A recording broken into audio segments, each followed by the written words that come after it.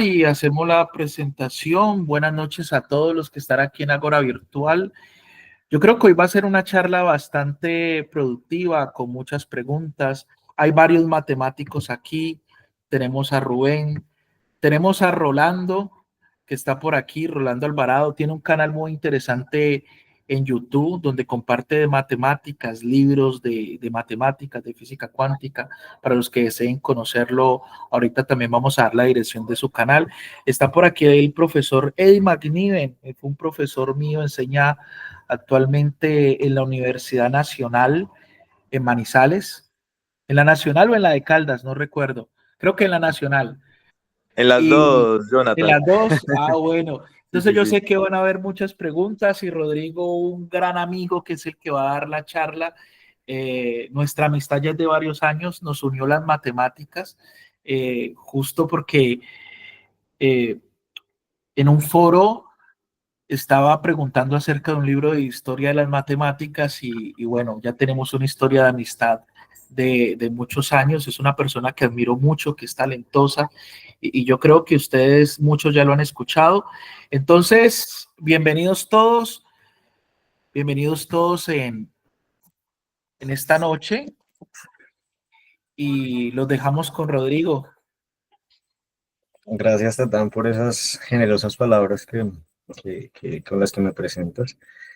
Me alegra mucho que haya matemáticos acá presentes, principalmente porque eh, este tema que vamos a abordar hoy, en particular la obra de Grothendieck, eh, es particularmente denso y creo que es muy difícil que alguien pudiera decir como que sabe realmente geometría algebraica por el volumen tan inmenso de conocimiento que uno necesita.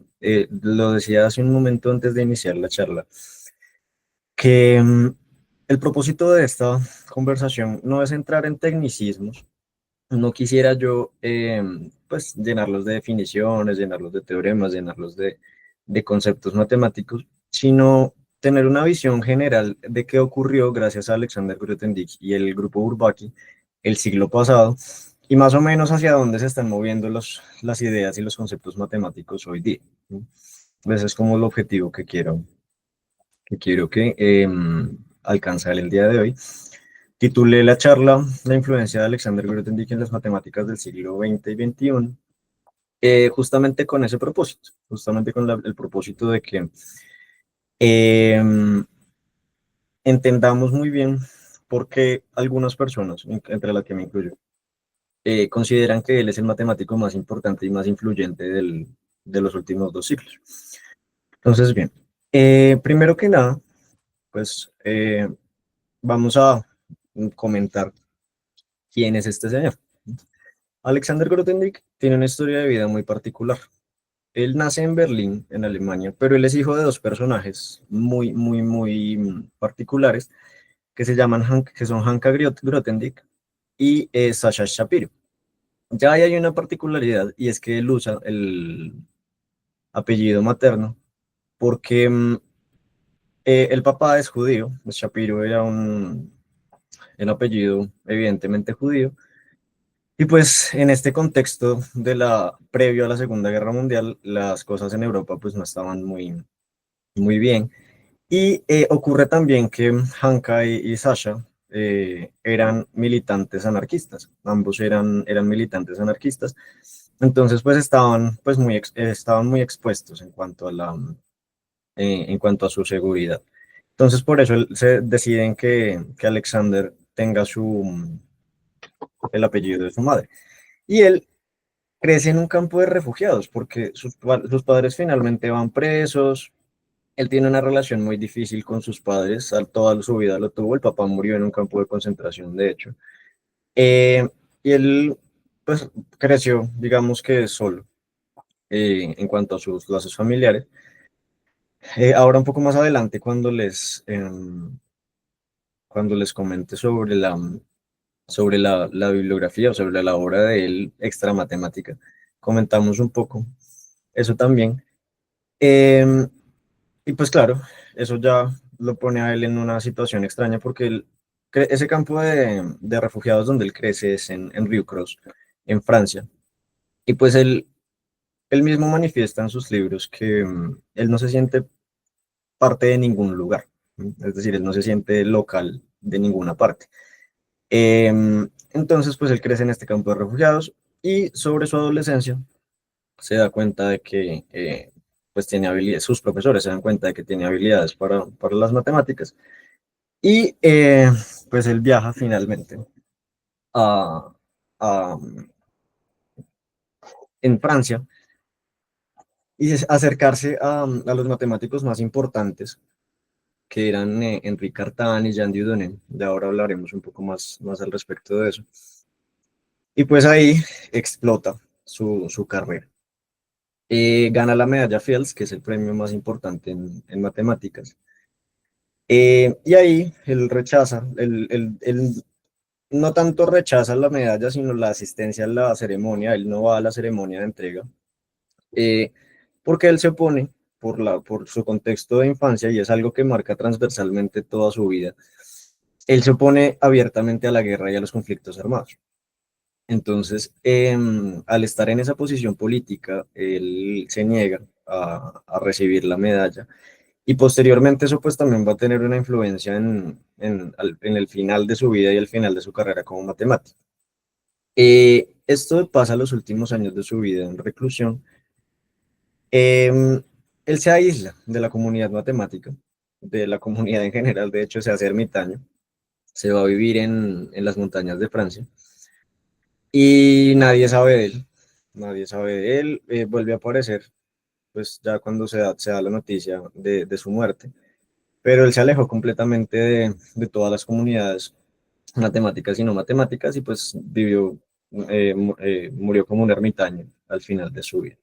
Entonces, ese es el personaje del que hablaremos el día de hoy. Esa es como la generalización. Ahora, ¿qué ha estado ocurriendo el siglo pasado en las matemáticas? En el siglo pasado, a principios del siglo, pues bueno, un poco en la charla que di la vez pasada, los que tuvieron la oportunidad de estar, hablábamos un poco de la crisis de los fundamentos que hubo en las matemáticas y el tema de la formalización de la teoría de conjuntos y todo esto. Eso ocurrió en el siglo XIX. Entonces, pues ya en el siglo XX, pues ya se tenía un lenguaje formal que era el lenguaje de la teoría de conjuntos, pero no había pues como un lenguaje común en todas las matemáticas, una escritura común, libros de texto pues organizados. Todavía se utilizaban símbolos como de un lado y de otro. Entonces, en este contexto, em, un grupo de matemáticos, Élie Cartan, Jean Dieudonné, otros matemáticos franceses particularmente, deciden reunirse y ellos al principio tienen un propósito muy humilde. Es un propósito que para ellos es muy sencillo, muy elemental. Y es escribir un libro de cálculo bien hecho. Ellos dicen, oiga, estaría chévere comprar, hacer un libro de cálculo, pues para tenerlo, para que sea accesible a las personas en este contexto de la posguerra y bueno, todo esto. Y empiezan se dan a la tarea pues de escribir su nuevo libro de cálculo. Ellos bautizan a su grupo el grupo Bourbaki, Nicolás Bourbaki, que es el mejor matemático que nunca existió, que pues es autor de muchos libros, pero no es una persona. Es un grupo de personas, de matemáticos franceses, posteriormente de muchos lugares, pero en principio pues eran franceses ellos.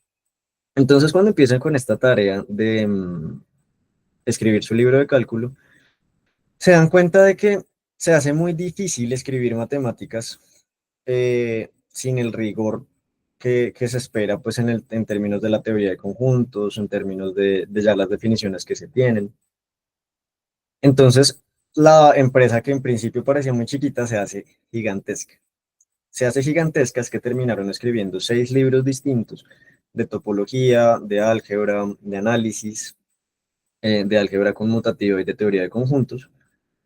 Em, Completamente formales, o sea, con el lenguaje que hoy conocemos, símbolos como el símbolo de pertenece fue introducido por ellos, Toda la notación matemática que utilizamos hoy día para funciones, el conjunto vacío, fue introducido por ellos, por el grupo Bourbaki, es decir, ellos como que sientan el piso de, de las matemáticas actuales, ¿sí? O sea, ellos recopilan todo el conocimiento, todo el proceso de formalización que habían vivido las matemáticas y escriben libros de texto ya con ese nuevo lenguaje, con el que hoy día es nuestro lenguaje matemático. Entonces ya tenemos el conjunto vacío, el símbolo de pertenece, las funciones que van de un conjunto en otro, y ellos, pues ya con ese lenguaje, y eso es una cosa que es muy importante tener muy en mente. Tener una buena manera de escribir matemáticas hace que uno pueda hacer matemáticas mejor, ¿sí? Una de las limitaciones que tuvieron, por ejemplo, los griegos para ser matemáticos es que para hacer matemáticas, perdón, en particular para hacer álgebra, era que no tenían una notación adecuada. Diofanto fue el único que intentó tener una notación adecuada, pero era muy engorrosa. A los árabes les pasaba un poco lo mismo. Entonces, claro, el hecho de que evolucione la notación en matemáticas implica también una evolución en el lenguaje y una evolución en las estructuras pues, de pensamiento que están detrás de, y pues esto que hacen ellos formaliza y sienta las bases pues, de las matemáticas que conocemos hoy día. Es decir, todos los que estamos aquí presentes, matemáticos y no matemáticos, hemos sido educados con las matemáticas de Bourbaki. Es más o menos así el impacto que tienen ellos. Y pues es en este lugar, en este lugar histórico y en ese lugar espacial, en donde está ubicada la vida de Alexander Grothendieck. Él estaba muy niño, por supuesto, cuando se fundó el grupo Bourbaki, y cuando él entra en escena, que es sobre los años 40, perdón, sobre los años 50, cuando él entra en escena en el grupo matemático como tal, pues ya todos sus colegas son matemáticos hechos y derechos. En particular, él establece una relación muy cercana con Jean Dieudonné. Jean Dieudonné es un personaje muy importante en la vida de Alexander Grothendieck y pues de las matemáticas también, porque Jean Dieudonné era el que escribía. O sea, todos estos libros de Bourbaki fueron escritos en gran parte por la mano de Jean Dieudonné. Jean Dieudonné tiene una habilidad muy grande para escribir libros, escribe maravilloso. Altamente recomendado para todos los presentes que lean sus libros de historia de las matemáticas, son maravillosos. Leer a Jean Dieudonné es fantástico. Y él conoce a Grothendieck, por supuesto, Jean Dieudonné era alrededor de 10 años mayor que él, y pues ellos inicialmente no le tenían fe al chico, eh, porque pues era un campesino, venía de un campo de refugiados, como que no tenían muchas ganas realmente de sentarse a trabajar con él. Entonces, le asignan unos problemas de análisis funcional que nadie había podido resolver, con la esperanza de que no lo lograra. O sea, la esperanza era mantenerlo ocupado el suficiente tiempo como para que el tipo desistiera. Y pues quitárselo de encima. Era como el objetivo. Resulta pues que le dan estos problemas y el tipo no solamente los resuelve, sino que además introduce conceptos nuevos. Él introduce el concepto que hoy día en análisis funcional se conoce como espacios nucleares. Y entonces, claro, cuando ellos ya ven lo que escribe este hombre, que esa fue su tesis de grado, ellos dicen, estamos en presencia de un tipo que realmente es brillante, ¿sí? Porque no solamente está resolviendo problemas, que es una habilidad importante para un matemático, sino que está creando conceptos nuevos. Y esa es una de las ideas con las que quiero que se quede. Alexander Grothendieck es particularmente importante, no solamente por su capacidad para resolver problemas, que era inmensa, sino por la cantidad de conceptos nuevos que introdujo. ¿Mm? Él era una mente exageradamente creativa. Entonces, al introducir cosas nuevas, pues empezaron a ver que realmente era una persona con una visión de las matemáticas tremenda. Entonces, bien, él se mueve, él empieza, ya después de trabajar en análisis funcional, él, por el contexto, en el que estaba por el grupo Bourbaki, empieza a trabajar en geometría algebraica. Entonces, eso nos lleva a la siguiente parte de nuestra charla, y es qué es la geometría algebraica. El trabajo de Grothendieck, su impacto más grande fue allí.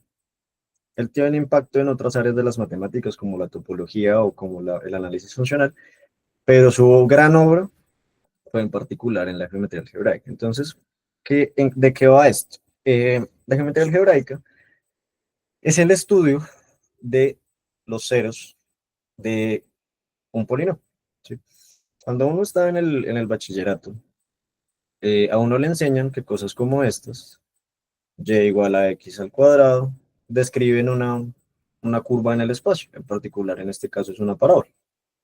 También le dicen a uno que esta cosa, x al cuadrado más y cuadrado, igual a 1, es un círculo centrado en el origen y con radio 1. Eso entonces ya nos da una asociación de dos objetos matemáticos que en principio parecerían distintos, pero no lo son. Uno es un polinomio, en este caso en dos variables de grado 2, muy inocente, y el otro es un inocente círculo. Pero ahí hay una conexión supremamente profunda, porque el hecho de que uno se pueda representar de una manera quiere decir que yo puedo resolver problemas algebraicos a través de una ecuación y que puedo, a través de un dibujo, perdón, o de un proceso geométrico, o que del otro lado yo puedo resolver problemas geométricos eh, utilizando el álgebra. La primera persona que se dio cuenta de eso, o más bien las primeras personas que se dieron cuenta de que había una relación muy estrecha entre la geometría y el álgebra, fueron como de costumbre los griegos. Pero ellos, por lo que les decía hace un rato de la notación, no pudieron ahondar mucho en esa idea. Posteriormente, los árabes, en particular Omar Khayyam y Al-Khwarizmi, en su estudio de las cúbicas, pues se dieron cuenta de que había una asociación importantísima en cuanto a la geometría y el álgebra. De hecho, Omar Khayyam resuelve cúbicas con procedimientos geométricos. Y finalmente, René Descartes, cuando introduce su geometría analítica y su plano cartesiano, pues ya da la pauta completamente de lo que significa hacer geometría algebraica, que es entonces estudiar las curvas descritas por polinomios, o pues por o las superficies, ¿no? Porque no necesariamente son curvas, uno puede trabajar en cualquier espacio. Esto, pues, tiene dos particularidades. La primera es que la geometría algebraica es difícil. ¿Por qué? Porque resolver polinomios es difícil. Cuando uno quisiera tener unas herramientas algebraicas más chéveres como para poder factorizar, para poder resolver cualquier tipo de ecuación. Ya sabemos, por ejemplo, que las ecuaciones de grado mayor a 5 no tienen una solución general. Entonces es difícil, ¿no? Porque, pues, claro, si uno está estudiando ecuaciones de grado 6, no sé, un polinomio de grado 6, un polinomio de grado 8, pues ya le toca hacerlo a golpes. O sea, ya le toca es sentarse, ver si puede factorizar, ver qué herramientas utiliza. Entonces, el álgebra es difícil. Y del otro lado, pues la geometría también es difícil. Hay preguntas que son muy, pues no sé, curiosas. Por ejemplo, ¿de cuántas maneras se pueden intersecar dos curvas en el espacio? O cuántos puntos son suficientes para describir una cónica. ¿Cuántos puntos son suficientes para describir una cúbica? Entonces, claro, pues ese tipo de preguntas son difíciles de responder. Y si uno trabajara únicamente con geometría o únicamente con álgebra, no podría ser. De hecho, estas preguntas que les acabo de mencionar, pues si uno se pregunta cómo se intersecan las líneas en el espacio, pues eso se reduce a resolver un sistema de ecuaciones. Uno ya sabe que si uno toma dos rectas en el espacio, ax más by igual a c, y otra ax más by igual a c', pues pueden ocurrir tres cosas. O no se tocan, o se tocan en un solo punto, o están una encima de la otra, ¿sí? Y si ustedes se fijan, todo ese proceso geométrico no hace falta dibujarlo porque está descrito maravillosamente por un proceso algebraico. Eso es más o menos de lo que va la geometría algebraica. Pero entonces hay otro tipo de problemas. Si uno toma, por ejemplo, este polinomio, el polinomio x cuadrado eh, más 1 igual a 0, ¿qué problema identificamos ahí? Pues un problema gigante, y es que esa cosa no tiene puntos sobre los reales. O sea, yo no puedo graficar no puedo hacer el dibujo asociado a ese polinomio en un plano cartesiano real, porque eso no tiene raíces reales. Entonces, pues, ¿a dónde toca ubicar esto? En el maravilloso mundo de los números complejos. Que ahí, pues, sí funciona chévere porque al ser algebraicamente cerrado, para los que no saben qué significa eso que acabo de decir, ser algebraicamente cerrado es que todos los polinomios se pueden, o más bien, sí, todas las ecuaciones tienen soluciones dentro de este conjunto. O sea, ahí está más o menos eh, el chiste de por qué a uno le interesa trabajar es sobre los complejos, porque todos los polinomios, claro, pues ya aquí esto describe algo. Ya esto tiene puntos, ya esto tiene puntos si vive aquí. Y no solo este, sino todo. Entonces,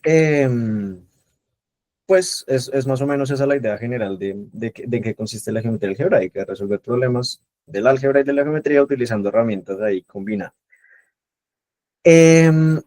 Esto pues crece un montón. La escuela más importante de geometría algebraica en el siglo XIX estuvo en Italia particularmente, pero en el siglo XX se movió todo hacia Francia. Aquí aparece en escena un personaje que también es muy determinante, que es André Weil.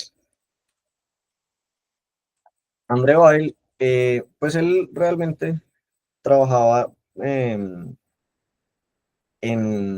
teoría de números, pero estaba muy interesado en la geometría también. Y Jean-Pierre Serre también, Jean Dieudonné, todos ellos estaban muy interesados en la geometría algebraica. Y pues eso es lo que finalmente lleva a Grothendieck a interesarse en este campo de estudio. ¿Qué ocurre? A nivel técnico, la geometría algebraica requiere demasiada maquinaria. Para poder hacer un estudio serio o un estudio detallado de los objetos geométricos descritos por polinomios, uno tiene que utilizar maquinaria algebraica bastante pesada, como por ejemplo anillos de polinomios, ideales primos, etc. Y esa maquinaria pues ya existía en el siglo pasado, pero tenía muchísimos problemas. Me disculpo con los que no son matemáticos, voy a entrar en detalles un momento. ¿Qué es un anillo de polinomios? Un anillo de polinomios es esencialmente un paquete de cosas, es un conjunto de polinomios de distintos grados que tienen coeficientes, es decir, los numeritos que van junto a las variables en algún campo. En particular, el que a uno le interesa, como les decía, es el de los complejos, pero puede ser cualquiera. Y eso es una estructura algebraica llamada un anillo. Eh, ya por ahí hay problemas porque ya uno mínimo necesita saber álgebra elemental, o más bien álgebra abstracta, para saber qué es un anillo, qué es un ideal y todo lo demás. Pero aquí es donde empieza pues la magia que hace Alexander Grothendieck. El estudio de la, de la geometría algebraica hasta el momento se hacía sobre estos anillos de polinomios pensando en los ideales del anillo. ¿Qué es un ideal de un anillo? Un ideal de un anillo es un subgrupo del anillo que es absorbente para la multiplicación. ¿A qué me refiero con eso? Que si yo cojo cualquier elemento del anillo y lo multiplico con un elemento del ideal, el producto de esas dos cosas queda dentro del ideal. Eh, pero eso pues también tiene muchas limitaciones. ¿Por qué? Porque no permite describir la, la geometría del objeto, no permite describir como tan explícitamente los puntos, no permite describir tan explícitamente las intersecciones y se hace un poco engorroso. Ese era el estado de las cosas. Y además, eso también limita, esa forma de entender las curvas como ideales, limita el estudio a los complejos, ¿sí? Porque si uno se parara en cualquier otro anillo, pues no podría hacer las cosas bien hechas. Entonces, eso es más o menos de lo que va la geometría algebraica. Todas estas cosas que están acá son ejemplos de curvas algebraicas, las líneas rectas, los círculos, las parábolas, las elipses, las curvas cúbicas. Y pues todo esto tiene un montón de usos muy bonitos de los que hablaré en un rato. Y claro, entonces, en este estado de cosas, Grothendieck empieza a trabajar en geometría algebraica y aparece este hombre que les mencionaba hace un rato, André Weil. Él propone unas conjeturas. Él empieza a hacerse preguntas del tipo, bueno, ¿y qué hacemos para poder hacer geometría algebraica sobre campos finitos o sobre espacios de números? La pregunta concretamente es cómo resolver problemas numéricos. Em, Desde la antigüedad, los griegos, en particular Diofanto, las ecuaciones diofánticas, le deben su nombre a él, estudiaba polinomios cuyos coeficientes eran solamente números enteros y la idea era buscar únicamente soluciones enteras. La ecuación diofántica más famosa de todo el mundo, que esa con toda seguridad la han visto todas las personas que están acá presentes, es esta de acá. X a la n más y a la n igual a z a la n, la propuesta del teorema de Fermat. Entonces la pregunta de Euler era, ok, ¿cómo transformamos o cómo cogemos toda esta maquinaria tan chévere que tenemos de la geometría algebraica para resolver este tipo de problemas? ¿Sí? Para resolver cosas en el mundo de los enteros. ¿Sí? ¿Cómo hacemos para aterrizar toda esa maquinaria tan poderosa que hay para resolver preguntas de teoría de números? Entonces él escribe, él propone sus conjeturas. eh, y él escribió un artículo que de hecho se deja leer fácil, es un artículo que no es tan denso en cuanto a contenido, eh, que se llama Curvas algebraicas sobre campos finitos. O sea, él empieza a preguntarse, bueno, ¿cómo hago, cómo poder hacer geometría sobre campos que no son tan grandes como los complejos o como los reales, sino sobre espacios finitos? Entonces eso plantea un problema súper interesante porque la geometría algebraica solo se hacía sobre los complejos hasta ese momento. Y ahí es donde entra en escena nuevamente nuestro amigo Grothendieck. Grothendieck dice, bueno, pero es que no hace falta que nosotros pensemos las cosas como puntos. No hace falta que nosotros pensemos en las curvas como puntos. En geometría y a nivel filosófico se entienden las curvas como, o las líneas rectas como una sucesión infinita de puntos.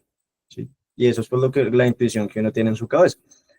Grothendieck dice, pero no, en realidad no, porque si nosotros estamos trabajando sobre una estructura algebraica, a nosotros nos interesa es algo que él llama el espectro. El espectro es una familia de ideales primos que describe localmente todo lo que pasa en la curva y lo que pasa alrededor de cada punto. Entonces es una maravilla porque él ya no está pensando en puntos, ¿sí? Y esa es la primera conceptualización filosófica grande que hay en la geometría de Grothendieck, que él desbarata la idea de que las curvas están hechas de puntos. Resulta que las curvas están hechas de un espectro algebraico que está por allá escondido y eso le permite a uno, con un espacio topológico muy particular formado por esos ideales primos, le permite a uno jugar con esa topología y dotarla de una estructura algebraica. Entonces, claro, ya cuando uno hace todo ese paquete de cosas, uno ya puede estudiar esas curvas algebraicas, no solamente sobre los complejos, sino sobre cualquier anillo que le guste, que le guste. Dímelo, John. Disculpa, Rodrigo, Tranquilo. ¿podrías, ¿podrías explicar con un poco más de detalle qué es un espectro algebraico? Porque es la primera vez que lo oigo. O sea, Sí, yo me quedé en los anillos y en los ideales. Y el ok, espectro algebraico eres la primera vez que escucho hablar. de acuerdo. El espectro de un anillo es el conjunto de todos los ideales primos con la topología de Zariski. ¿Qué es la topología de Zariski? los conjuntos cerrados. Más bien, la base para la topología de Zariski son los conjuntos cerrados. El espectro de un anillo es eso, es el paquete de ideales primos, ¿sí? Y esa es una idea también original de Grothendieck. Entonces es maravilloso porque este tipo empieza a crear matemáticas, a crear un lenguaje nuevo. Tan poderoso es que ya en los círculos de matemáticas es muy extraño que alguien diga variedad algebraica. Todo el mundo se refiere al espectro de un anillo. Y claro, entonces cuando él rompe esa idea de los puntos, rompe esa idea de que hay que trabajar es con los polinomios, y sino que hay que trabajar es con el espectro, pues eso abre un montón de matemáticas. Pero ¿qué pasa? La maquinaria que él utiliza es absurdamente poderosa. Él, el primer concepto que él requiere es el concepto de as. Un as, eh, el concepto de as no lo introduce Grothendieck originalmente, pero es como quien le da una fuerza importante. Un as es esencialmente coger un conjunto abierto de un espacio topológico y asociarle una estructura algebraica, por ejemplo, un grupo, un anillo, eh, un espacio de funciones, en fin. En particular, los que nos interesan para esta charla son los haces de anillos. Entonces, claro, este hombre dice, vamos a coger la curva, vamos a coger los ideales primos de esa curva y les vamos a asociar el anillo de funciones del anillo de funciones de la curva, y ya tenemos toda la información que queremos tener de la curva. Pero claro, eso ya no es un polinomio. Eso ya es un objeto absurdamente grande porque es un espacio topológico dotado con una estructura algebraica y encima con un paquete infinito de funciones detrás. Entonces, claro, eso cambia completamente las matemáticas. Ese concepto que él introduce, el que les acabo de mencionar, ese paquetote de cosas, es lo que se llama hoy día un esquema. O sea, el lenguaje de los esquemas es el que introduce Alexander Grothendieck en la geometría algebraica. Y hoy día es el lenguaje estándar en la geometría algebraica, ¿sí? Y él escribe junto con Jean Dieudonné cuatro libros, cuatro tomos, que se llaman Elementos de Geometría Algebraica, que es una de las obras matemáticas más importantes del siglo pasado. Esos cuatro libros reescriben completamente todos los teoremas de la geometría algebraica clásica en términos de esquemas. Y claro, eso es muy poderoso porque los extiende.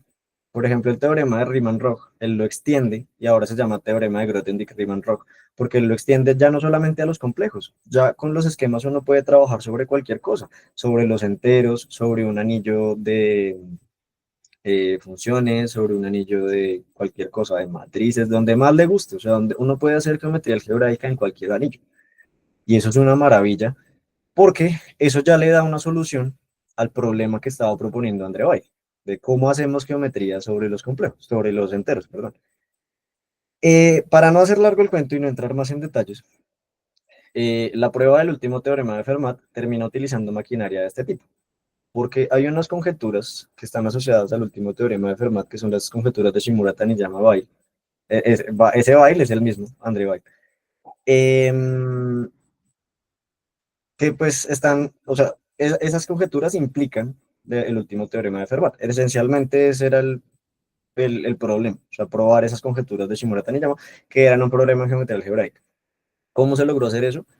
Con el lenguaje que introdujo Grothendieck de los esquemas. Y pues, claro, ya si la geometría algebraica era de una riqueza inmensa cuando se trabajaba solamente sobre los complejos, pues esa riqueza se multiplicó al infinito al poder trabajar sobre cualquier anillo. Grothendieck finalmente prueba las cuatro conjeturas de Weil que les mencionaba. Bueno, él realmente prueba tres. La cuarta la prueba un estudiante de él, que se llama Pierre Deligny, que también recibió la medalla Fields posteriormente por su trabajo. Y Grothendieck crea toda una escuela de matemáticas.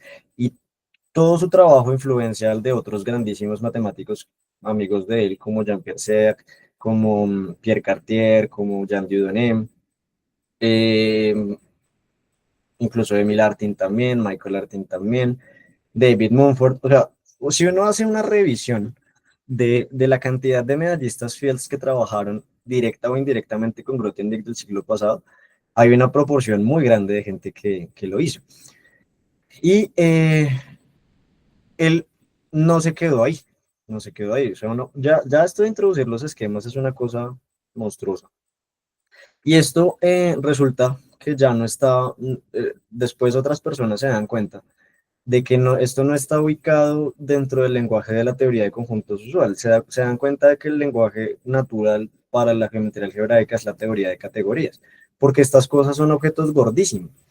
Entonces, al ser objetos tan grandes, a uno le interesa ya, y esa es otra de las ideas conceptuales más importantes de Grothendieck, pensar no solamente en el objeto, sino el objeto cómo se relaciona con los demás, que es lo que se llaman morfismos en teoría de categorías. Entonces, claro, es una cosa fantástica porque ya uno solamente, primero se rompe la idea del punto, entonces ya no queremos pensar las curvas como puntos, la geometría como puntos, sino como estructuras algebraicas. Y aparte de eso, queremos también pensar en cómo se relacionan esas estructuras algebraicas con las demás a través de sus morfismos. Entonces ya uno está en un nivel de abstracción que está muchos pisos más arriba. Y las personas en teoría de categorías se dan cuenta de que ahí hay un trasfondo gigantesco en la forma en la que uno está asociando los objetos algebraicos. Y eso pues abre una línea de investigación ya directamente en lógica y en teoría de categorías. Porque bueno, si nosotros estamos asociando un objeto con una estructura algebraica, un objeto geométrico como un abierto de un espacio topológico con una estructura algebraica, pues allá tenemos un montón de información que de pronto no podemos capturar solo con el lenguaje de los conjuntos.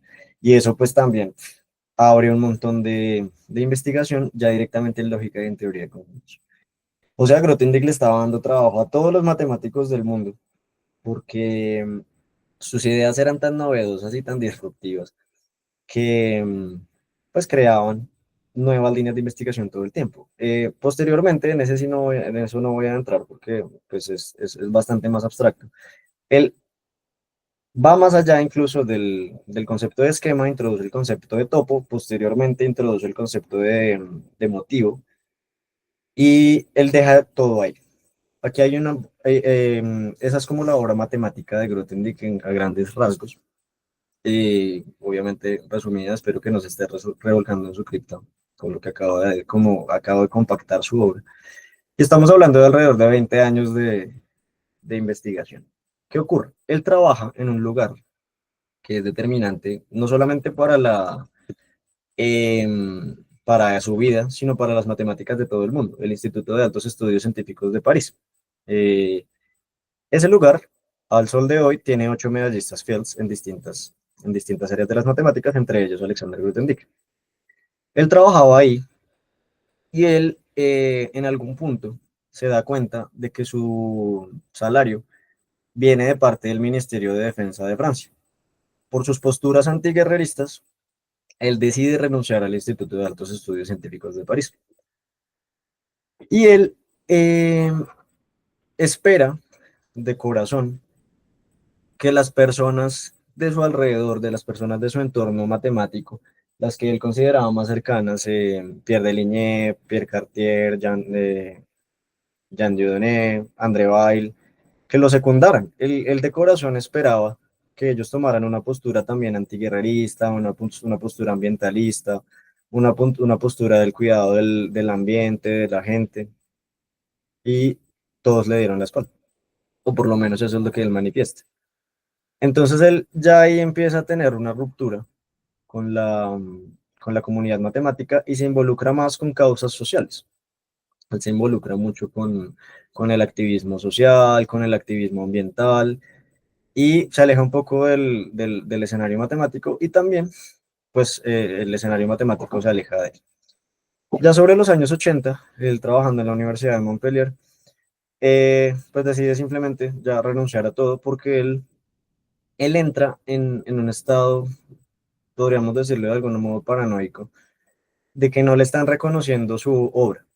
Resulta que como él abrió tantas líneas de investigación, pues mucha gente empezó a probar teoremas por todas partes del mundo con ideas que él propuso, y pues muchos decían que eran originales, muchos decían que eran teoremas originales, pero Grothendieck manifiesta que le estaban robando sus ideas de alguna manera y que no lo reconocían, y que aparte de eso lo habían ignorado y lo habían eh, escondido de alguna manera. Entonces él empieza a escribir un libro que se llama Cosechas y Siembras. Es un libro extremadamente largo, son 1200 páginas, en las que él describe toda su vida.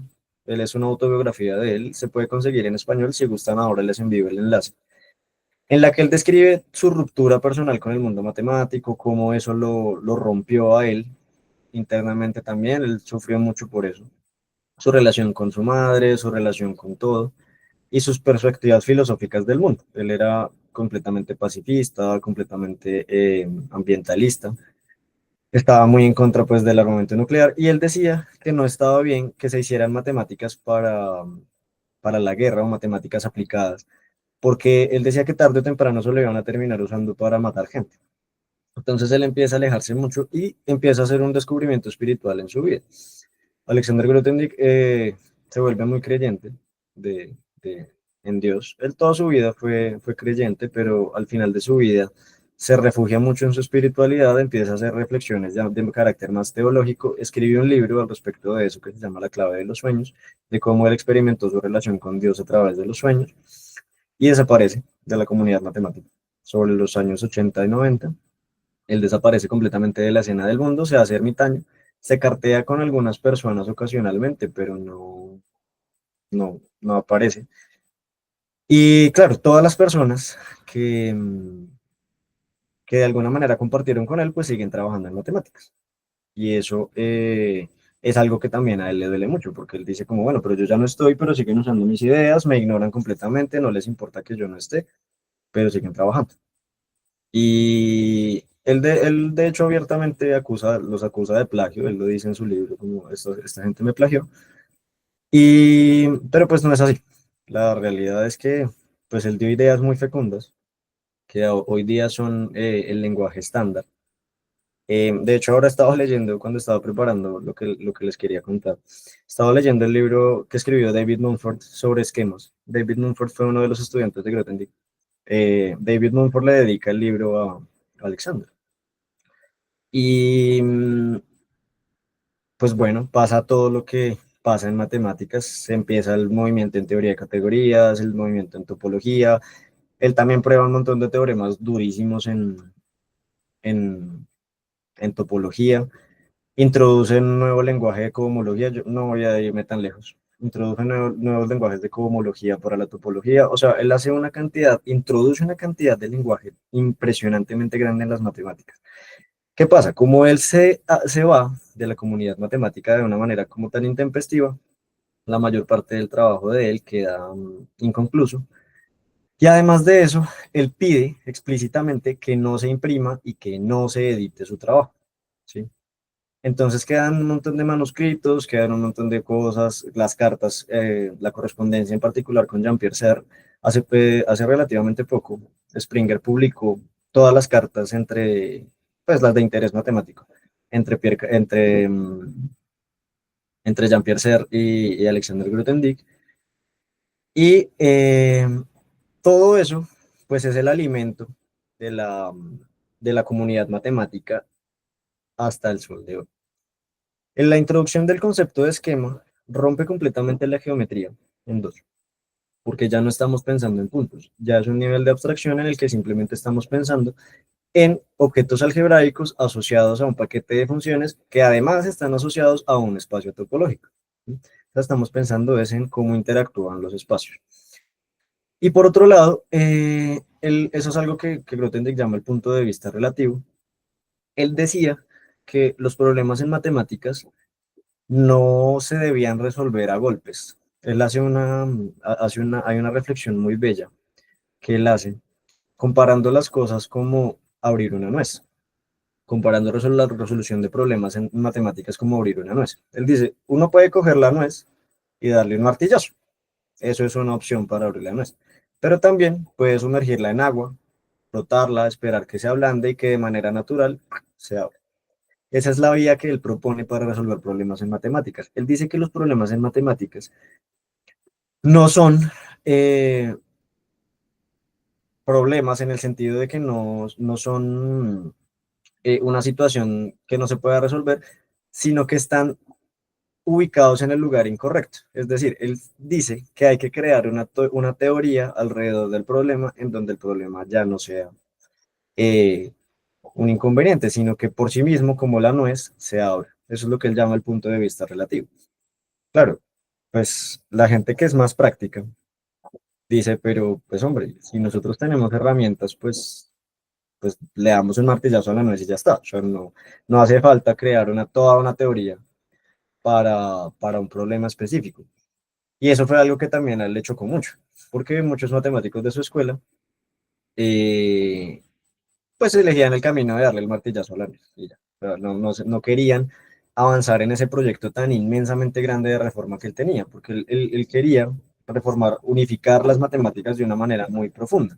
Él logró, pues, unir la topología, la geometría algebraica de una manera muy profunda. Uno de los sueños de él, por ejemplo, era algo que no se ha hecho todavía, que es algo que se está trabajando, era una teoría de cohomología que sirviera para todos los espacios topológicos, o sea, una teoría de cohomología global. Y ese era uno de los sueños de él. Pierre Cartier, en uno de sus escritos al respecto de Grothendieck, dice eh, que Grothendieck quería construir una catedral con sus propias manos. Y pues de pronto no lo iba a hacer solo, pero él sí sentó pues las bases y la estructura de, de lo que queríamos, de lo que estamos haciendo hoy día en matemáticas, directa o indirectamente. Por ejemplo, él nunca en su vida trabajó en lógica, pero actualmente los topos de Grothendieck, la teoría de categorías, los esquemas incluso también y los haces son objetos que son la cotidianidad en la lógica, a pesar de que él nunca trabajó en lógica en su vida. En análisis funcional introdujo espacios nucleares, introdujo otras cosas. La geometría algebraica y la teoría de números las cambió para siempre con el concepto de esquema. Y todo lo que se ha hecho actualmente en esas áreas está atravesado transversalmente por Alexander Grothendieck. Quizá la revolución que él impuso en las matemáticas está al nivel de la revolución que introdujo Galois con la idea de pensar las soluciones de polinomios como grupos, eh, que son esas ideas creativas que abren un mundo nuevo. O sea, Grothendieck creó mundos nuevos. Eh, y el hecho de crear mundos nuevos, pues también implica que las demás personas se hagan preguntas y creen mundos nuevos también. Esa es la importancia de, de Grothendieck para las matemáticas. Y pues a nivel filosófico, también es importante esa perspectiva de entender que muchas veces ocurre que uno no tiene el lenguaje adecuado, ¿sí? De pronto uno siente que una situación es muy problemática, pero puede que de fondo no lo sea, sino que está ubicada en el sitio que no es decir, que uno la está abordando de una manera incorrecta. Ese punto de vista relativo ha sido muy útil en las matemáticas y en la vida, y eso es algo que uno también debería tener como práctica personal, más allá de las matemáticas, a nivel filosófico. La perspectiva de abstraer aún más la geometría y de construir el concepto de punto, que también es maravilloso. Y pues la importancia de introducir ideas, de tal vez esto que llaman y que le dan tanto palo por ahí de pensar fuera de la caja. Y de pronto uno a veces dice como, bueno, estas son las herramientas que tengo, con estas voy a trabajar, pero ¿qué tal si me invento una que me sirva más? ¿O qué tal si diseño una que me sirva más y que sea más chévere? Y si ustedes miran históricamente, todos los grandes matemáticos de los que uno habla, Gauss, Galois, Grothendieck, Arquímedes, pues tenían la virtud de introducir y de crear. Y pues Alexander Grothendieck dejó caminos abiertos para por lo menos un par de siglos más de matemáticas. Afortunadamente nos dio trabajo a todos para los siguientes 2 siglos. Y afortunadamente pues tenemos la oportunidad de hablar de él. Lo único lamentable, bueno, no es lamentable, pero sí es difícil, es que para poder entender estas ideas a profundidad, hay que meterse una cantidad de matemáticas ridículamente grande en la cabeza. ¿Sí? hay que saber mucha álgebra conmutativa, mucha geometría, por supuesto, geometría diferencial, geometría clásica, obviamente. Geometría algebraica, la geometría algebraica clásica, pues también hay que entenderla a grandes rasgos para saber de qué va todo esto, teoría de categorías, topología, por supuesto, también hay que saber. Entonces él como que llevó un piso más las matemáticas. Eso es también lo que se está haciendo ahora mismo en matemáticas. Ahora mismo se está trabajando sobre todas estas cosas. Las nuevas teorías de cohomología, las nuevas teorías sobre los motivos, sobre los topos, formas modulares, en fin, todo este trabajo. Y respecto a su vida, también nos deja como enseñanza que la ética es importante.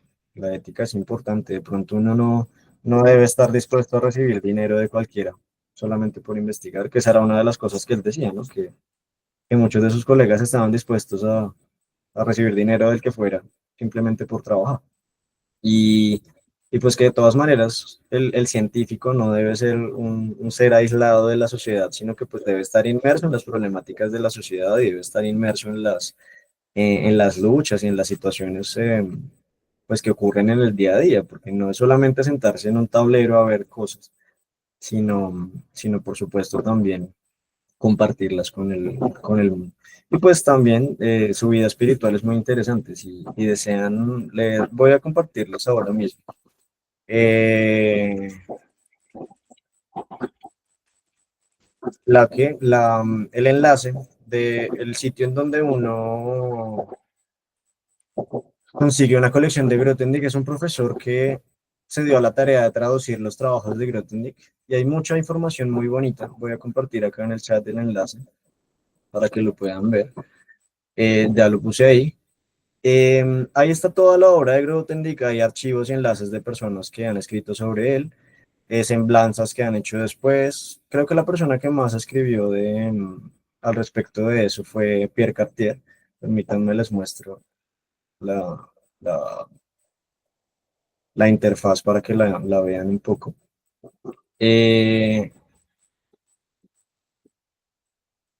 Aquí están las versiones en francés. Esta es la autobiografía de él, Cosechas y Siembras. Esta es La clave de los sueños, es el tratado sobre teología que les decía que él escribió. Son muy bonitos de leer, si a uno le gusta, pues está chévere. Y aquí están las obras matemáticas. Estos son los espacios vectoriales topológicos, lo que él introdujo en análisis funcional.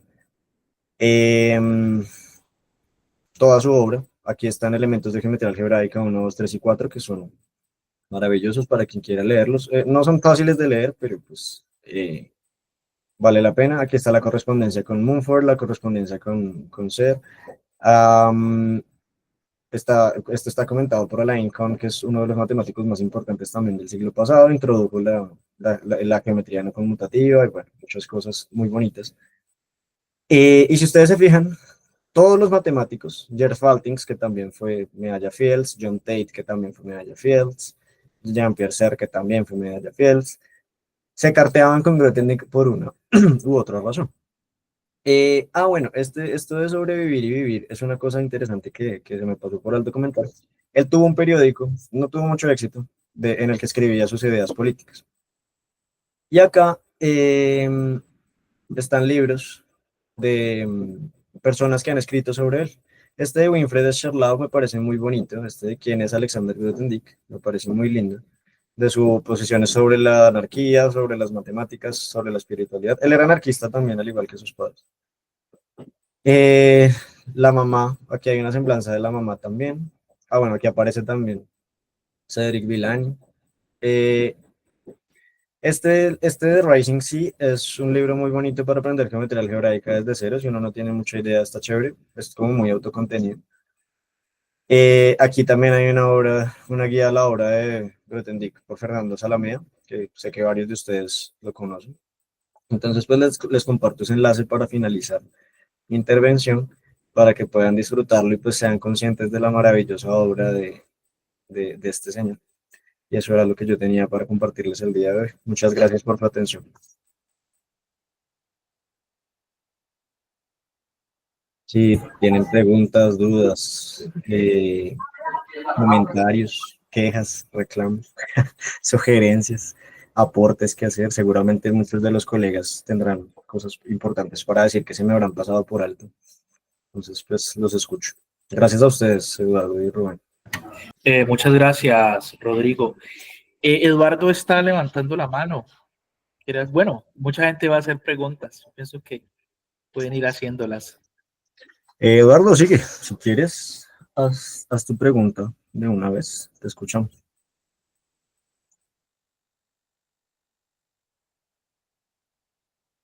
¿Quién es host? No responde. No, bueno, tu nombre no lo sé. Si quieres, puedes preguntar también. Vi que levantaron la mano. Muchas gracias, Rolando.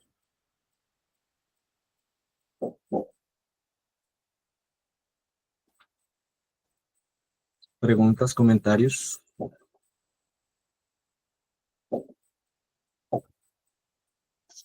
Rolando. Cuéntanos. Hola, buenas tardes. ¿Sí se escucha? Sí, señor, te escuchamos. Mire, yo tengo una curiosidad. ¿Usted conoce la obra de Fernando Salamea? Yo recién la conocí por el compañero Jonathan. Me parece una obra muy interesante porque dice ahí que los filósofos de la matemática han reducido la matemática a mera lógica de primer orden y un poco de teoría de conjuntos, y que la obra de Grothendieck pues, no se puede entender desde ahí. Mi pregunta es, ¿conoce usted la obra de Salamea? ¿Tiene algún comentario al respecto? Sí, claro, de hecho tengo la fortuna de conocerlo personalmente. Tomé clase con él en la Universidad Nacional alguna vez. Es una de las personas por las cuales conocí a Grothendieck. Creo que una de las razones por las que yo me interesé en la geometría algebraica y en la vida de Alexander Grothendieck fue por el profesor Fernando Salamea, que me parece completamente admirable. Es un erudito en el sentido estricto de la palabra, es una persona sumamente culta, no solamente por su acervo de conocimiento matemático, sino por lo que es como persona. Él tiene un mundo muy grande en su cabeza. Tengo la fortuna de conocer su obra de manera cercana, he asistido a sus seminarios y charlas de manera pues, recurrente cuando lo podía hacer. Y lo admiro un montón y siento que es de las personas que más hace por la divulgación de las matemáticas modernas. Porque una de las dificultades que percibo yo de la divulgación de las matemáticas es un poco eso que dice Rolando y de la filosofía de las matemáticas, que como que se quedan en un aspecto muy específico de las matemáticas, pero bueno, hay gente que también trabaja. Y resulta que, por ejemplo, esto que yo les estoy comentando también es una esquinita de las matemáticas, porque si uno habla, por ejemplo, de las personas que han trabajado en ecuaciones diferenciales, la gente que ha trabajado en los problemas de, no sé, las ecuaciones de Navier-Stokes o otras cosas, pues es un mundo completamente aparte, del que de pronto uno no está enterado. Entonces está chévere que personas como Fernando Salamea extiendan esa visión de las personas sobre las matemáticas, sobre el quehacer matemático y sobre que hay más matemáticas recientes, que esto está vivo, o sea, las matemáticas son una ciencia viva y que realmente no tenemos ni idea. O sea, el proyecto de Grothendieck está en pañales. O sea, el sueño de Grothendieck está re lejos de ser completado porque pues no sabemos nada. Ese es como el resumen. Entonces sí, tengo la fortuna de conocerlo y admiro mucho su obra y ampliamente recomendado para todos que lo lean. Hay varias de sus conferencias en YouTube, también pueden buscarlas. Fernando Salamea Traba se llama él, es maravilloso escucharlo. Cuéntame, Rolando. Bueno, mire, yo hace muchos años trabajé en ecuaciones diferenciales y utilicé el principio de homotopía de Gromov para resolver unas ecuaciones diferenciales no lineales, la de no lineal de Schrödinger, la de Boussinesq, la de Burgers modificada, bueno, algunas otras no, también las jerarquías integrables, todo eso. Y ahora ya no. Y ahora me dedico a la historia y filosofía de las matemáticas. Va a salir un primer artículo, espero que ya en 2025 ya está en pruebas. Y más o menos la idea que manejo ahí y por lo que me interesó la obra de Salamea es sobre todo por esa idea que mantiene de la reducción que hacen muchos filósofos de las matemáticas a partir de una concepción que los problemas filosóficos de las matemáticas se pueden resolver a partir de la lógica de primer orden, como comenté, y un poco de teoría de conjuntos, y por eso de manera obsesiva tratan problemas como la ontología de las matemáticas, problemas que ya trabajaba Russell, que ya trabajaba Wittgenstein, problemas ya que más bien se refieren a una matemática ya periclitada y que cambia de acuerdo a la periodización de Salamea, más o menos en 1950, cuando entran todas estas teorías más generales. Pero mi idea básica en el artículo que saco y en otros que estoy trabajando y que van a salir próximamente, es lo que dice Salamea, todas las matemáticas siempre tienen una idea de convergencia, convergen hacia teorías generalizantes. Por ejemplo, la topología es una teoría abstracta que generaliza experiencias de muchas situaciones, de muchos pensadores matemáticos. Por ejemplo, las teorías de Cantor cuando construye las matemáticas, las teorías de Maxwell cuando construye sus ecuaciones diferenciales del campo, y la teoría de las primeras teorías de la homología, luego las teorías de la cohomología, etcétera, la cohomología de RAM, y así sucesivamente hasta llegar a lo que usted comentaba. Yo pensaba que nos iba a comentar un poco más sobre la K-teoría, sobre los esquemas, sobre las secuencias cortas, sobre todo ese tipo de cosas que a mí me interesan bastante. No, Entonces, lo que pasa es que, claro, ¿no? Si digamos uno quisiera hablar de categoría o de cualquier cosa, o sea, nada más de la definición de esquema, eso perfectamente puede tomarle unas 2 horas, nada más introduciendo los preliminares, porque la obra de Grothendieck es absurdamente extensa, o sea, es una cosa monstruosa, además que, entre otras cosas, era un escritor muy prolífico. También hay que decir que la cantidad de artículos que escribió Grothendieck y de libros es importante, o sea, y no solamente en matemáticas, en otras cosas. Como les decía, Cosechas y Siembras es un libro de 1200 páginas y La clave de los sueños son 600 páginas alrededor. Entonces, la obra de Grothendieck es tremendamente extensa y, como dice Rolando, con muy buen criterio, son teorías generalizantes, que la búsqueda en matemáticas quizá debería ser esa, como la unificación me parece muy significativo y bonito el ejemplo que refiere él del uso de, por ejemplo, de teorías de homotopía en ecuaciones diferenciales. Pues eso está genial.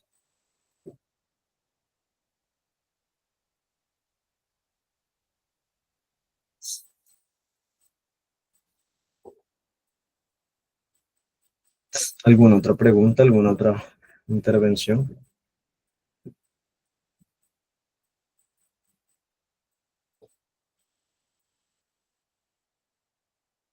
Ah, sí, tú habías mencionado los espacios de módulo en la charla pasada, recuerdo. Los espacios de módulo. De hecho, es bonito porque los esquemas también permiten clasificar las variedades en términos de pues esas características como espacios de módulo un poquito más gruesos. ¿Sí?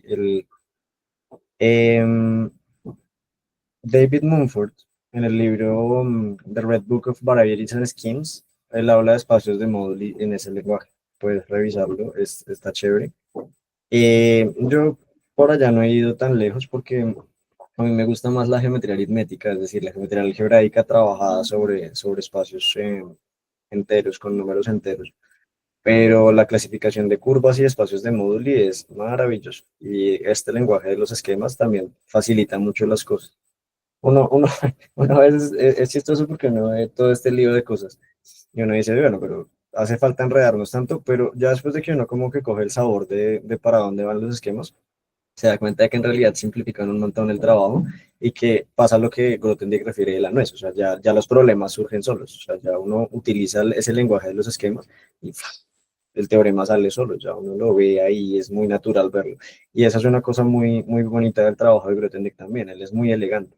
O sea, nunca se saca argumentos del sombrero, sino que las cosas van saliendo ahí de manera muy armónica y muy adecuada. Es maravilloso ver cómo escribe él. Un profesor que tuve en la universidad me decía, piense cómo lo escribiría Grothendieck, porque cuando tenía dudas sobre escribir algo, cómo escribir algo, él siempre me decía, piense cómo lo escribiría Grothendieck. Él muy detallado y muy pulido en los argumentos, justamente por eso, porque usa el lenguaje adecuado y facilita un montón el tránsito de las ideas. La prueba, por ejemplo, del teorema de Riemann-Roch que él hace sale en una página, es una cosa maravillosa. sea, ya después de que todo el trabajo de elementos de geometría algebraica es introducir lenguaje, o sea, introducir lenguaje, que es un AS, que es un espacio topológico, que es lo que sea. Y ya después de tener el lenguaje, los teoremas salen solos. Aún es posible una filosofía de las matemáticas a la Russell, es decir, ¿es posible una sola filo de las matemáticas? Yo pensaría que esa es una pregunta muy interesante y es muy pertinente. Yo pensaría que debería haber múltiples filosofías de las matemáticas, porque ya las matemáticas están en un nivel de especialización en el que dos matemáticos de muy alto nivel pueden perfectamente no entenderse uno con el otro, ¿sí? De no saber de qué están hablando. Una persona que trabaje, no sé, en topología o en topología algebraica, se encuentra con una persona que trabaja con espacios de Moduli, por ejemplo, o con procesos estocásticos. Seguramente ambos serán matemáticos de muy alto nivel, pero para lo que hace uno es totalmente ininteligible para lo que hace el otro. Entonces yo sí pensaría que debería haber distintas filosofías de las matemáticas. Jean Dieudonné tiene libros específicos sobre historia de las matemáticas. Él tiene uno que se llama Historia de la topología algebraica y diferencial y tiene uno que se llama Historia de la geometría algebraica, completamente recomendados. Son un poquito difíciles de leer porque él utiliza el lenguaje matemático de manera permanente, pero está bonito leerlos. Cuéntanos, Rolando.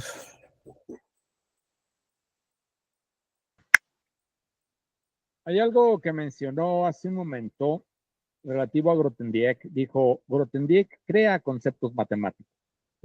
Eso es lo que comentó. Ahora bien, esto no es algo singular de Grothendieck, sino que es el proceso mismo de creación del conocimiento matemático.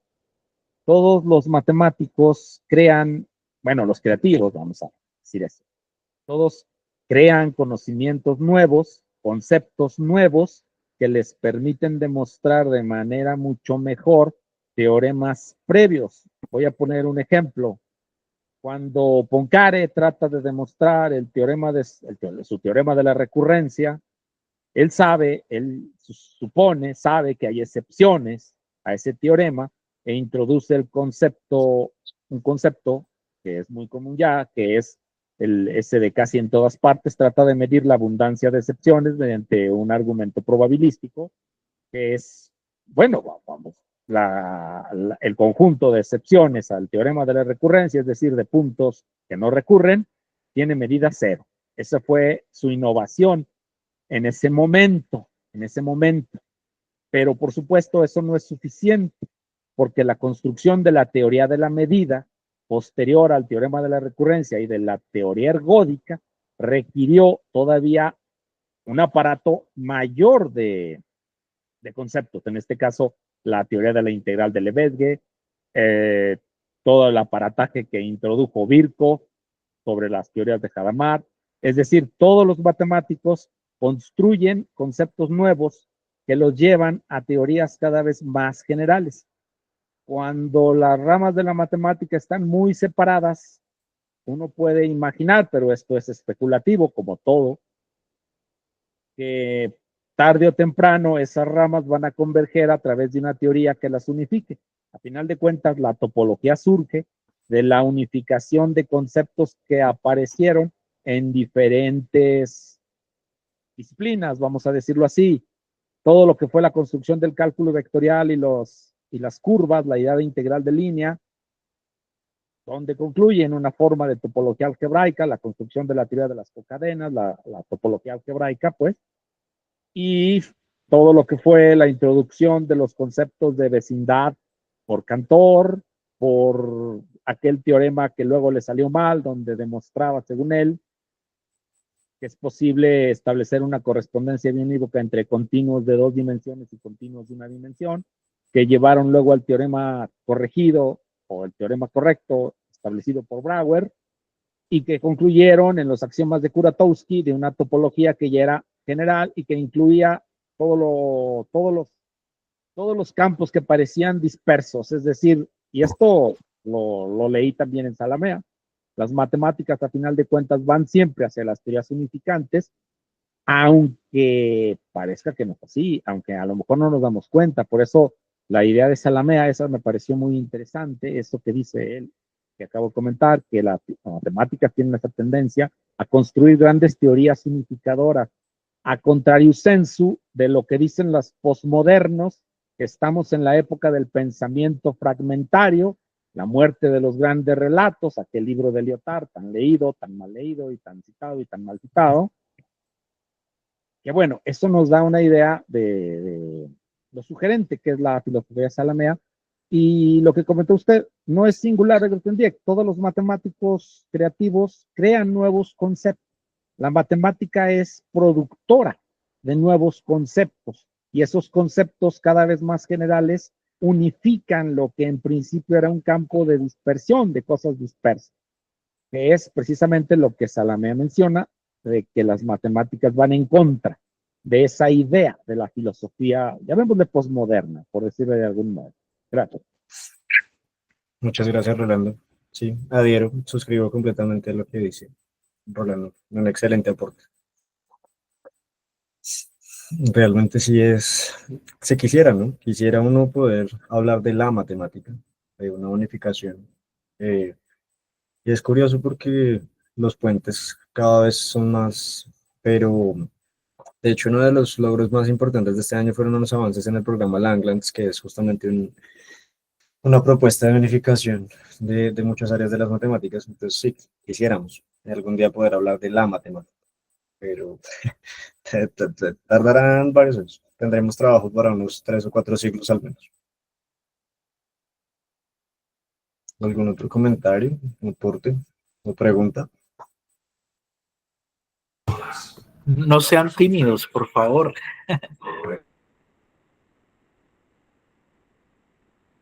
Eddie. Profe Eddie.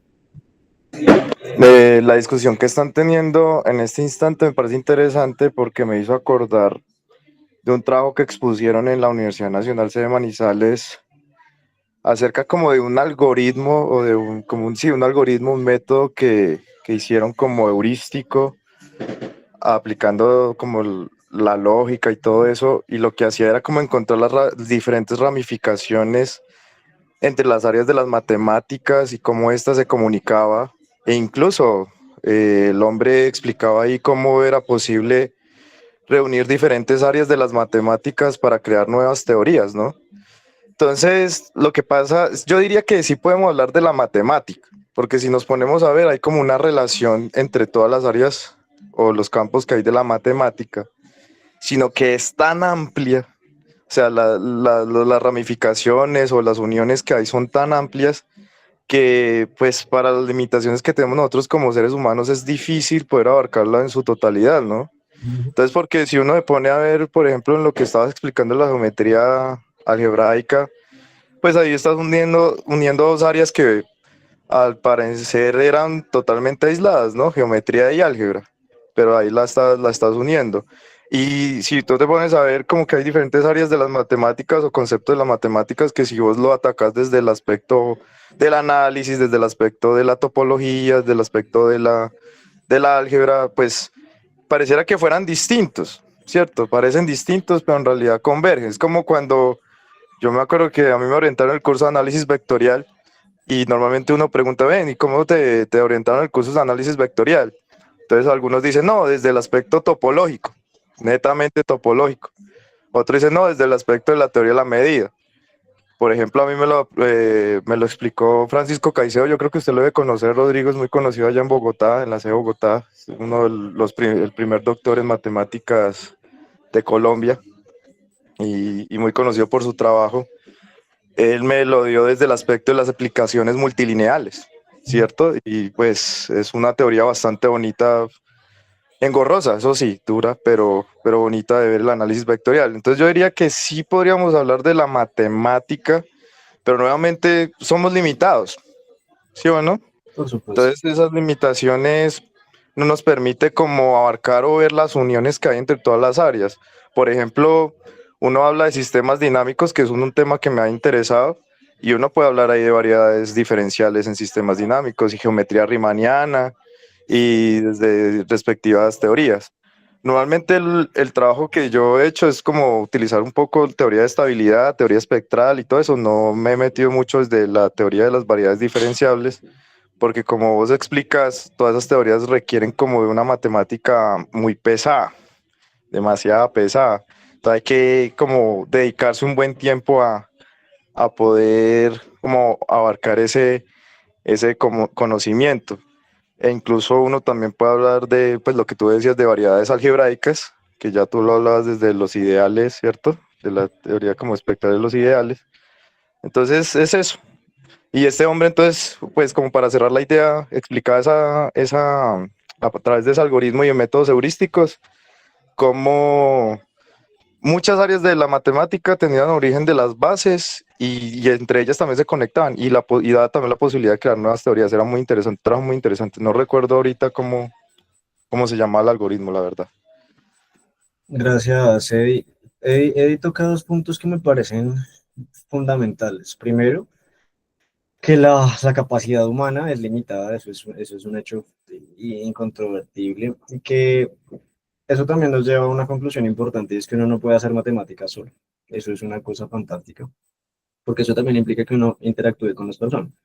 Y como en parte somos personas, Eddie toca algo que también es súper importante, y es que cada uno de nosotros tiene una perspectiva distinta de las matemáticas, porque uno coge tres libros de cualquier área de las matemáticas, y él da un ejemplo muy significativo con el caso del análisis vectorial, y esos tres libros pueden estar orientados completamente distintos. Incluso pasa con los libros de cálculo. Si uno toma el libro de Stewart, el libro de Apóstol y el libro de Spivak, son tres libros de cálculo y enseñan cálculo, pero son tres perspectivas del cálculo y de lo que debe ser el cálculo completamente diferente. Por ejemplo, a Apóstol le parece más lógico empezar por integración y después de eso introducirle el concepto de derivada, después de ya conocer las integrales definidas. Dirá uno, pues este tipo está loco, si a mí me enseñaron a derivar primero y luego a integrar, y en mi universidad yo vi primero cálculo diferencial que integral. Pues sí, pero son perspectivas, ¿sí? Y puede hacerse, pues de hecho lo hace. Entonces, ese punto que toca es fundamental porque, claro, la perspectiva, la visión del mundo, la posición política, la posición de uno como ser humano, también influye mucho. Y pues, por más que a uno le gustaría, uno no va a poder abarcar todas las matemáticas, y eso también está chévere porque uno pues tiene que tarde o temprano trabajar con sus colegas y pues agrandar las perspectivas en ese aspecto. Y también está bonito pues que uno no puede ser experto en todo, y pues si hay alguien que sí es experto pues le puede ayudar a uno, y entonces súper chévere el aporte de Eddie en ese aspecto. ¿Alguna otra duda, comentario? Queja, reclamo, sugerencia, miedo, angustia. No. Bueno, entonces en ese orden de ideas pensaría yo que por hoy hemos concluido. Muchas gracias a ustedes por la asistencia, por la atención, por la participación de las personas que intervinieron. Me encanta este tipo de espacios, me siento muy honrado de que me hagan parte de él, y pues espero que nos veamos en otras ocasiones con otras charlas al respecto de esto, escucharlos a ustedes también, que por ejemplo lo que decía Rolando, lo que decía Eddie, me parece fantástico también, me interesa participar de sus conocimientos. Muchas gracias nuevamente y espero que tengan una muy feliz noche. Rodrigo, muchas gracias por aceptar esta invitación. Creo que todos estamos muy contentos, hubo una buena asistencia y los aportes fueron muy buenos. Aquí también lo importante es que se animen los que están acá, que también puedan dar charlas en este espacio, que, que todos tenemos que aprender de cada uno de ustedes. Profesor Eddie, también tenemos una charla, a ver cuándo la da. Rolando también. Y cada quien que quiera dar una charla, este es un espacio bienvenido. Por cierto, voy a poner aquí en los comentarios, voy a poner el canal de Rolando para los que quieran visitar el canal de Rolando. Eh, Son bienvenidos y que se suscriban. Rodrigo, muchas gracias. ¿Tienes algo para decir para finalizar? No, gracias, que me honra mucho que me hayan escuchado durante una hora larguita. Me parece fantástico estar acá con ustedes, compartir este espacio y compartir pues lo que he aprendido a lo largo de mi vida y pues también enriquecerme con los aportes que hicieron, que me parecieron fantásticos. Muchas gracias nuevamente y espero que tengan una maravillosa noche de domingo todos, que puedan descansar y que les vaya bien. Y felices fiestas, que a propósito pasado mañana es Navidad y Año Nuevo. Los que no celebren Navidad, sino el cumpleaños de Newton, pues también pueden celebrar. Entonces nos veremos. Un gusto conocerlos. Muchas gracias. Gracias a ti, Rolando. Que estén muy bien. Bueno, hasta luego, que esté muy bien y nos vemos en nuestra que esté muy próxima bien. charla.